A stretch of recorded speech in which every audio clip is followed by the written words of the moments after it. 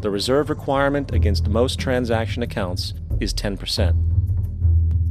This means that with a $10 billion deposit, 10% or $1 billion is held as the required reserve, while the other $9 billion is considered an excessive reserve and can be used as the basis for new loans. Now, it is logical to assume that this $9 billion is literally coming out of the existing $10 billion deposit. However, this is actually not the case. What really happens is that the $9 billion is simply created out of thin air on top of the existing $10 billion deposit. This is how the money supply is expanded. As stated in modern money mechanics, of course they, the banks, do not really pay out loans from the money they receive as deposits. If they did this, no additional money would be created. What they do when they make loans is to accept promissory notes, loan contracts, in exchange for credits, money, to the borrower's transaction accounts. In other words, the $9 billion can be created out of nothing simply because there is a demand for such a loan and that there is a $10 billion deposit to satisfy the reserve requirements. Now, let's assume that somebody walks into this bank and borrows the newly available $9 billion. They will then most likely take that money and deposit it into their own bank account. The process then repeats, for that deposit becomes part of the bank's reserves. 10% is isolated, and in turn 90% of the $9 billion, or $8.1 billion, is now available as newly created money for more loans. And of course, that 8.1 can be loaned out and redeposited, creating an additional 7.2 billion, to 6.5 billion, to 5.9 billion, etc. This deposit money creation loan cycle can technically go on to infinity. The average mathematical result is that about $90 billion can be created on top of the original $10 billion. In other words, for every deposit that ever occurs in the banking system, about 9 times that amount can be created out of thin air. Money jitters? Ask the obliging Bank of America for a jar of soothing instant money, M-O-N-E-Y, in the form of a convenient personal loan. So, now that we understand how money is created by this fractional reserve banking system, a logical yet elusive question might come to mind. What is actually giving this newly created money value? The answer? The money that already exists. The new money essentially steals value from the existing money supply. For the total pool of money is being increased irrespective to demand for goods and services. And as supply and demand finds equilibrium, prices rise, diminishing the purchasing power of each individual dollar. This is generally referred to as inflation, and inflation is essentially a hidden tax on the public. What is the advice that you generally get? And that is inflate the currency. They don't say debase the currency. They don't say devalue the currency. They don't say cheat the people who are saved. They say lower the interest rates. The real deception is when we distort the value of money. When we create money out of thin air, we have no savings, yet there's so-called capital. So my question boils down to this: how in the world can we expect to solve the problems of inflation, that is, the increase in the supply of money, with more inflation? Of course, it can't. The fractional reserve system of monetary expansion is inherently inflationary. For the act of expanding the money supply without there being a proportional expansion of goods and services in the economy will always debase a currency. In fact, a quick glance at the historical values of the US dollar versus the money supply reflects this point definitively, for the inverse relationship is obvious.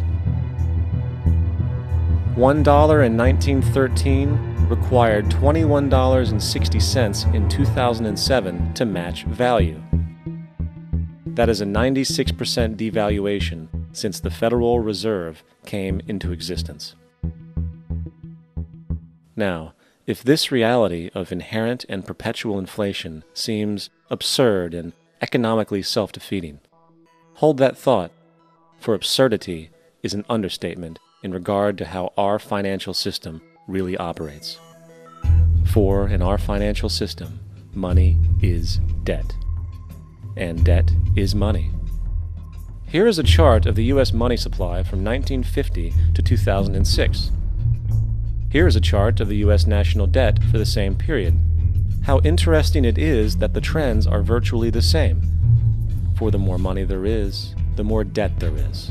The more debt there is, the more money there is.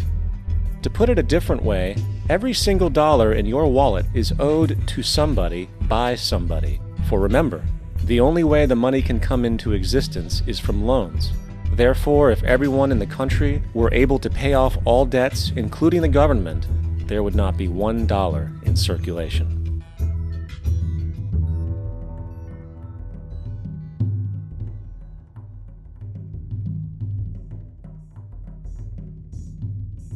In fact, the last time in American history the national debt was completely paid off was in 1835 after President Andrew Jackson shut down the central bank that preceded the Federal Reserve.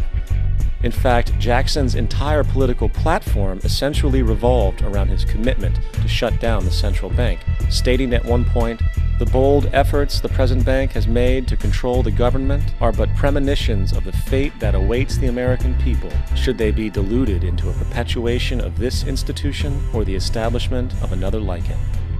Unfortunately, his message was short-lived, and the international bankers succeeded to install another central bank in 1913, the Federal Reserve.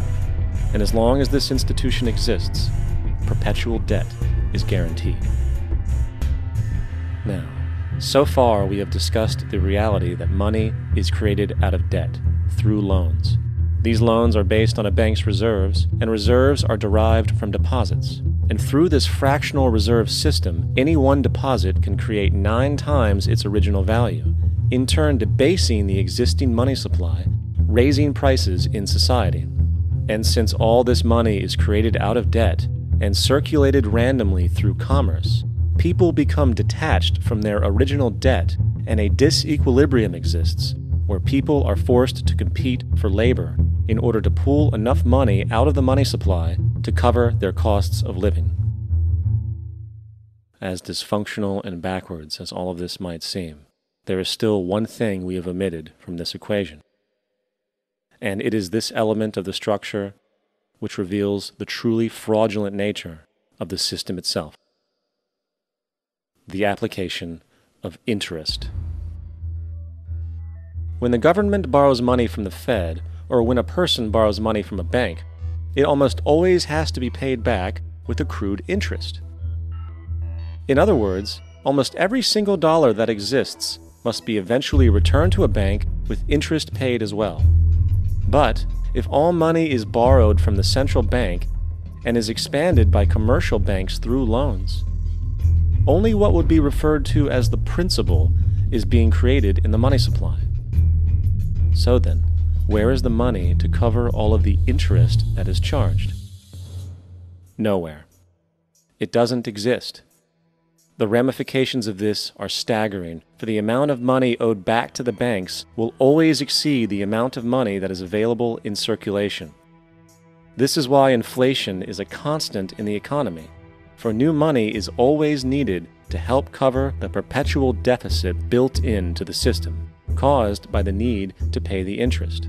What this also means is that mathematically, defaults and bankruptcy are literally built into the system, and there will always be poor pockets of society that get the short end of the stick.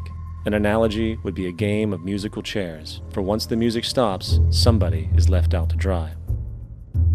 And that's the point. It invariably transfers true wealth from the individual to the banks. For if you are unable to pay for your mortgage, they will take your property. This is particularly enraging when you realize that not only is such a default inevitable due to the fractional reserve practice, but also because of the fact that the money that the bank loaned to you didn't even legally exist in the first place. In 1969, there was a Minnesota court case involving a man named Jerome Daly, who was challenging the foreclosure of his home by the bank which provided the loan to purchase it. His argument was that the mortgage contract required both parties, being he and the bank, each put up a legitimate form of property for the exchange. In legal language, this is called consideration. Mr. Daly explained that the money was, in fact, not the property of the bank, for it was created